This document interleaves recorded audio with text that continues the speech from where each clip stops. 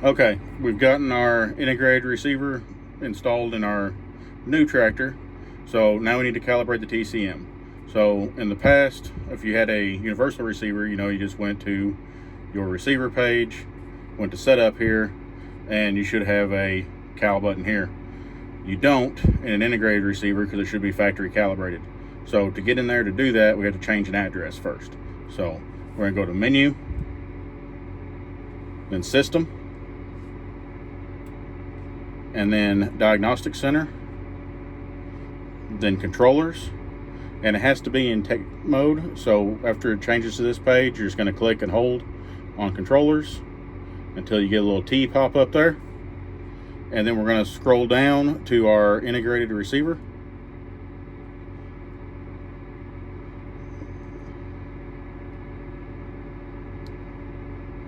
and then it's address 31. So we'll go down to it, and should have a 1 in there, and we're just going to change that to a 0. After I calibrate it, I usually go back in there and change it back to a 1 to keep it from getting messed up. But now you can see we get the message that it's not calibrated. So hit the enter button, then close out of all of this,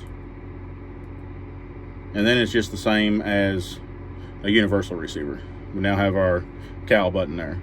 So I'll go ahead and go through that. So you click calibrate. It's going to tell you to line up your fixed axle on something. I'm going to line it up on this post here by this building. Then hit the enter button. Goes through, does its thing. And then you're going to turn the tractor around, be pointing the exact opposite direction, and line up your rear axle on the same fixed spot. So I'll go ahead and do that real fast here.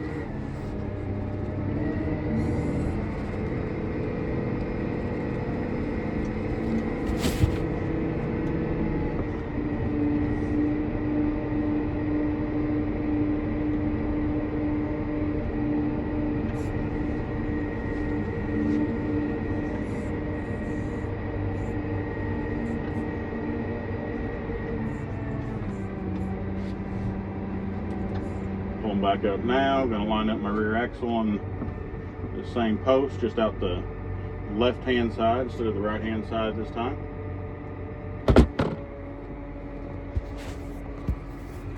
So I've turned around 180 degrees the other direction, and I'm going to hit my enter button again, and it goes through and calibrates.